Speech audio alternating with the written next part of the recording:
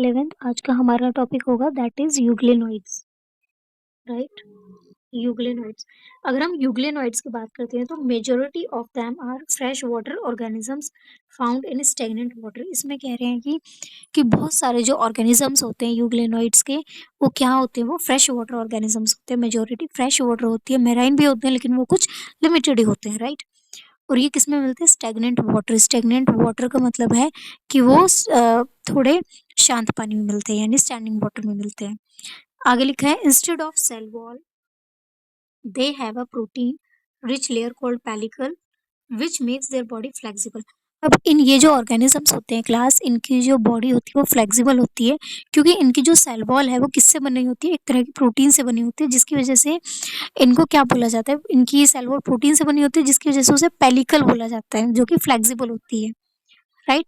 तो फ्लेक्सिबल किस वजह से होती है? क्योंकि उसमें प्रोटीन से बनी लेयर होती है, और वो उस लेयर को क्या हम बोलते हैं? पेलिकल, जिसकी वजह से इनकी जो बॉडी होती है वो फ्लेक्सिबल होती है, राइट।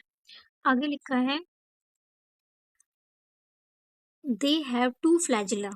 अब इनके ये जो ऑर्गेनिजम्स होते हैं इनके पास दो फ्लैजिला होते हैं, एक शॉर्ट और एक लॉन्ग, राइट। अब इसमें क्या होता है कि ठीक है, एक शॉर्ट और एक लॉन्ग। अब देखिए इस डायग्राम में दिखा रखा होगा, दैट इज ये भी आप देख सकते हैं, ये यूग्लिना है। यूग्लिना किस कैटेगरी से बिलोंग करता है? That is protista, right. अब जब हम ठीक है, अब ये जो यूग्लिना है यूग्लिनोइड्स से बिलोंग करता है, ठीक है। कौन सा प्रोटिस्ट है? यूग्लिना। किससे बिलोंग करता है? यूग्लिनोइड्स। अब देखो इसमें क्या है, दो फ्लैजिला है, एक शॉर्ट फ्लैजिला है और एक लॉन्ग फ्लैजिला है, राइट। तो अब तक जो आप यूग्लिना पढ़ते आ रहे थे छोटी क्लासेस में, तो आप अब बता सकते हैं जो यूग्लिना है, ना ही वो बैक्टीरिया है ना ही वो एल्गी है, वो क्या है? Euglena that is protista. और प्रोटिस्टा में भी कौन सी कैटेगरी में आता है? That is euglenoids, right. आगे लिखा है though they are photosynthetic in presence of sunlight. When deprived of sunlight, they behave like heterotrophs by predating or other smaller organisms. अभी आगे कह रहे हैं कि वैसे तो ये ऑर्गेनिजम्स क्या है? फोटोसिंथेटिक हैं। जब सनलाइट अवेलेबल होती है तो ये ऑर्गेनिजम्स एक्ट करते हैं एज अ फोटोसिंथेटिक ऑर्गेनिजम्स, ठीक है। बट जब लाइट अवेलेबल नहीं हो पाती है इन ऑर्गेनिजम्स के लिए, तो ये एक्ट करते हैं एज अ हेटरोट्रॉफ्स। और ये जो हेटरोट्रॉफ्स की तरह एक्ट करते हैं, क्या हेटरोट्रॉफ्स का मतलब जो दूसरे ऑर्गेनिजम्स पर डिपेंड होते हैं फॉर देयर फूड, ठीक है। तो प्रीडेटर्स की तरह एक्ट करते हैं दूसरे स्मॉल ऑर्गेनिजम्स पे, राइट। आगे लिखा है interestingly the pigment of euglenoids are identical to those present in higher plants. Example euglena, जो भी मैंने बताया, ठीक है। अब देखो ये जो फोटोसिंथेटिक ऑर्गेनिजम्स होते हैं यूग्लिनोइड्स, इनमें जो पिगमेंट्स होते हैं वो भी वो किससे से मैच करते हैं? That is higher plants. यानी कि हायर प्लांट्स की तरह ही इनमें भी पिगमेंट्स जो है वो अच्छे पाए जाते हैं, राइट। बिल्कुल उनके से कुछ सिमिलैरिटी पाई जाती है, और काफ़ी वैरायटी भी मिलती है, और बहुत ही कॉम्प्लेक्स, जैसे कॉम्प्लेक्स प्लांट्स होते हैं या हायर प्लांट्स होते हैं, जो पिगमेंट्स उनमें होते हैं वही पिगमेंट्स इनमें देखने के लिए मिलते हैं, राइट। आगे देखते हैं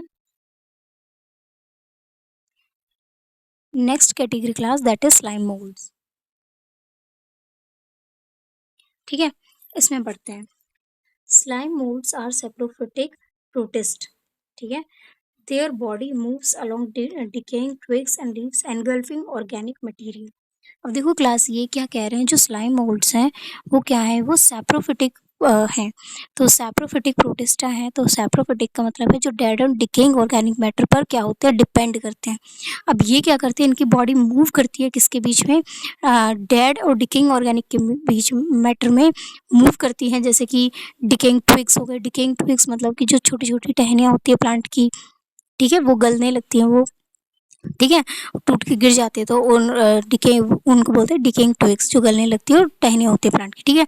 एंड लीव्स, जो कि डेड लीव्स हैं, उन पर फीड करते हैं, ठीक है, बाय एनगल्फिंग क्या? Organic matter. ऑर्गेनिक मैटर किसको? जो dead and decaying organic matter बन रहा है, राइट। आगे देखते हैं under suitable condition they form an aggregate called plasmodium which may grow and spread over several feet. अब ये क्या कह रहे हैं, जब स्लाइम मोल्ड्स में अनफेवरेबल कंडीशन आती है क्लास, तो इसमें क्या करते हैं, ये अपनी बॉडी को ग्रो करने लगते हैं, राइट। ये रिप्रोड्यूस नहीं करते हैं, ये अपनी बॉडी को ग्रो करने लगते हैं और सेवरल फीट तक ग्रो कर जाते हैं, जिसको हम बोलते हैं क्या, Plasmodium, right. During unfavourable condition the Plasmodium differentiate and form fruiting bodies.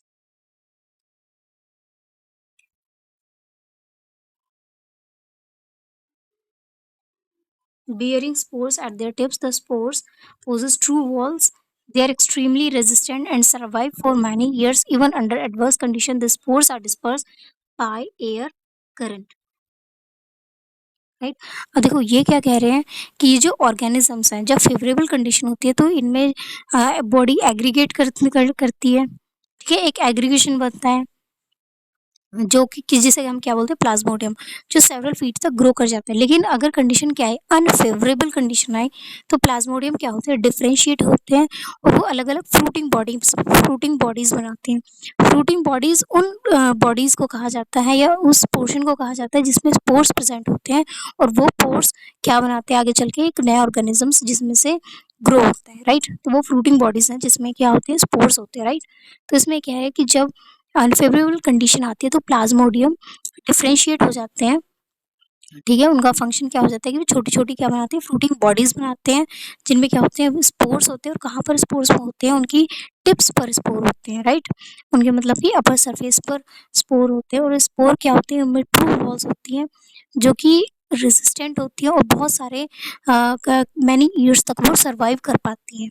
क्या स्पोर्स बहुत मैनी ईयर्स तक सर्वाइव कर पाते हैं, क्योंकि इनकी जो वॉल्स होती है वो ट्रू वॉल्स होती है और वो रेजिस्टेंट होती है, ठीक है।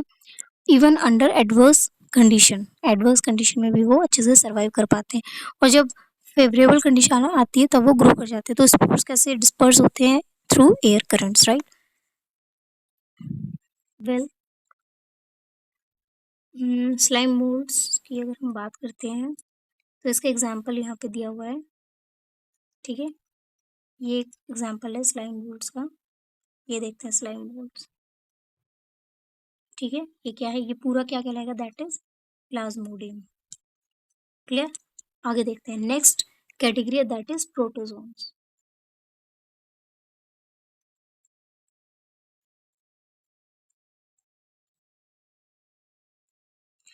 वेल क्लास, जो नेक्स्ट कैटेगरी है प्रोटोजोन्स, इनको हम नेक्स्ट क्लास में पढ़ेंगे, ओके। वेल क्लास, अगर आपको अच्छा लगे then please share and subscribe this channel, and thank you so much.